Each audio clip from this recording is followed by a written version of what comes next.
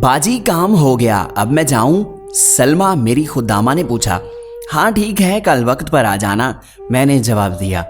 बाजी जी, मैंने आपसे कभी चंद तयशुदा रुपयों के अलावा कभी कुछ नहीं मांगा, आज मांगूं? उसने डरते हुए पूछा। हाँ सलमा, कहो क्या चाहिए? बाजी, बड़े साहिब के अगर कोई पुराने कपड़े हों तो दे दीजिए। बड़े साहिब के कपड़े? तुम उनका क्या करोगी? मैंने हैरत से पूछा।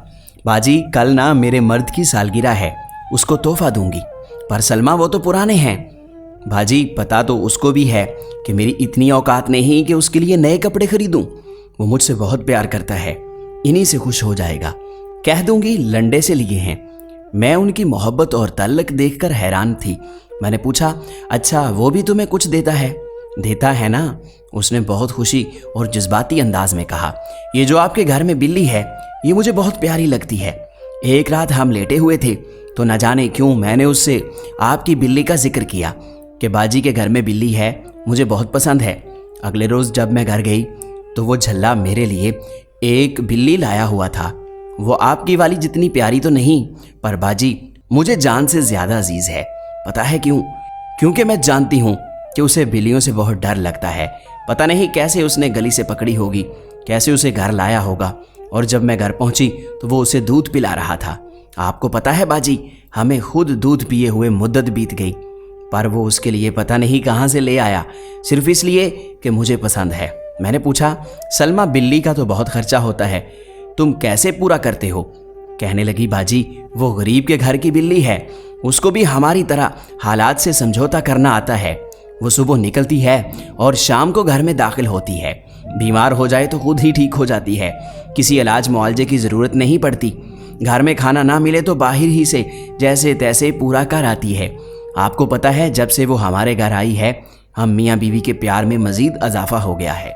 एक तो हम दो भूखे मिलकर कभी कभी उस एक भूखी की भूख मिटा देते हैं, इसलिए अल्लाह हम पर ज़्यादा मेहरबान है। दूसरा ये कि उस बिल्ली ने हमें वफादारी सिखाई है कि आसाइशात हों या ना हों, जिससे एक बार निबाह कर लिया जाए उससे मुंह नहीं मोड़ते। एक बार हम उसको कसाई की दुकान के बाहर छोड़ आए कि यहाँ उसका पेट भी भर जाएगा और खुश रहेगी, पर हमारे घर पहुँचने से पहले ही वो हमारे घर के बाहर बैठी हुई थी। उसने हमें सिखाया कि महबूब चाहे छोड़ दे, धत्कार दे, मार दे या तोड़ दे, उसको छोड़ा नहीं करते। मुझे सलमा की बातें सुनकर खुशी भी हो रही थी और दुख भी।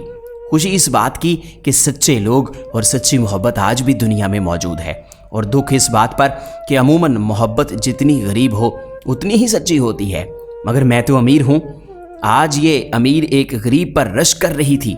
ये आलीशान सोफ़ा मुझे अपनी कब्र महसूस हो रहा था। मेरा दिल चाह रहा था कि ये कब्र खुले और मैं इसमें दफन हो जाऊं। मैंने बात आगे बढ़ाने और अपने दिल की तशफ़ी के लिए उससे पूछा कि तुम्हारी सब बातें बजा हैं, लेकिन क्या तुम्हें नहीं लगता कि अगर दौलत हो तो मोहब्बत करने का लुत्फ़ दुबाला हो जाता है? उसने हैरत से मेरी जानिब देखा। मैं नहीं चाहती थी कि वो कुछ भी बोलकर एक बार फिर मुझे लाजवाब कर दे और मेरी अना की फिर से धज्जियाँ उड़ जाएं। इसलिए मैंने उसके कुछ कहने से पहले ही कहा कि देखो ना, एक रईस ज़ादा जिसके पास गाड़ी या चलो मोटरसाइकिल ही हो, वो अपनी बीवी को कहीं भी कभी भी लेकर जा सकता है। वो मुस्कुराई और बड़े तहम्मुल से कहने लगी, जब आप बड़े साहिब के साथ मोटरसाइकिल पर बैठती होंगी तो वो सिर्फ आप उन्हें कमर से पकड़ती होंगी, और गाड़ी में तो ये भी नहीं।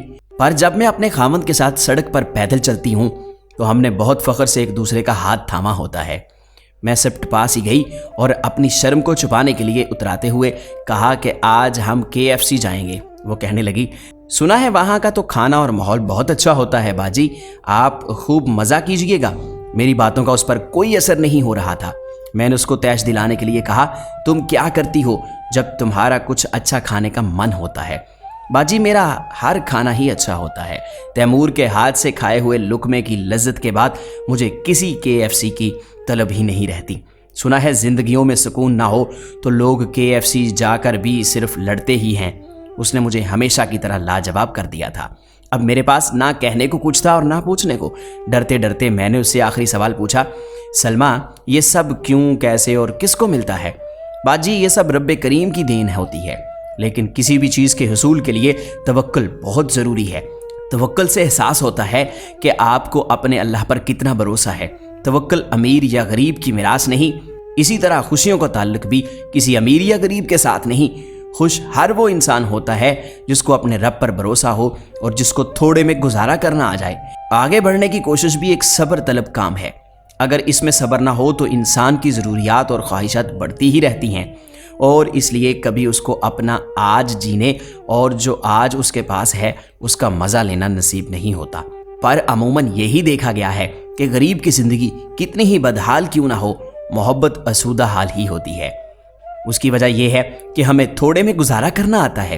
गरीब का जहन इन्हीं ख्यालात का आशियाना होता है। जब अमीर को कभी कोई सोच आती ही नहीं कि शायद उनका दिमाग उनके पेट में होता है, वो बस अपने पेट ही के मुतल्लिक सोचते हैं।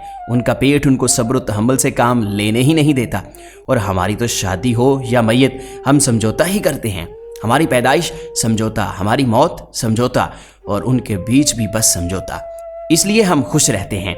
हमें फटी हुई चटाई पर भी इतनी अच्छी नींद आती है जितनी आपको इस महंगे पलंग पर भी नहीं आती होगी।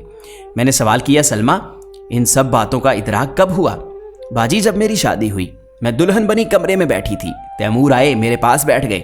हमारी पसंद की शादी थी तो मैंने बड़ी बेबाकी से कहा कि जब तक महबूबा थी कहता था शादी कर ले, आज तेरी दुल्हन बनी, तेरे सामने बैठी हूँ, तू घूंघट भी नहीं उठा रहा।